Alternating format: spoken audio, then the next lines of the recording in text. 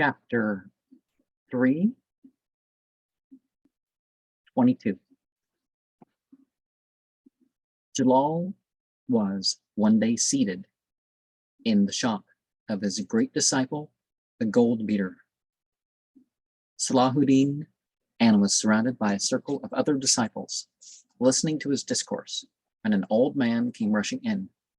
Beating his breast and uttering loud lamentations, he entreated Jalal to help him in his endeavors to recover his little son, a child of 7 years old, lost for several days past in spite of every effort made to find him.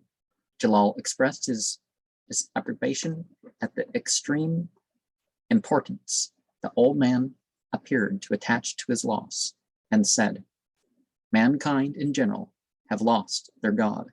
Still, one does not hear that they go about in quest of him, beating their breasts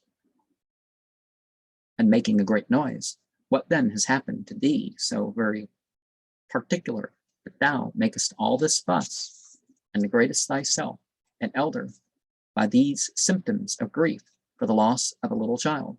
Why seekest thou not for a time the Lord of the whole world, begging assistance of him, that peradventure thy loss, Joseph, may be found, and thou be comforted, as was Jacob on the recovery of his child?"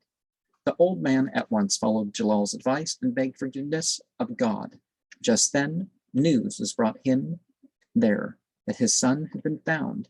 Many who were witnesses of these circumstances became devoted followers of Jalal.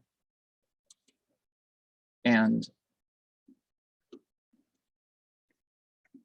we are so concerned about our material connections when something's missing from our spiritual connections.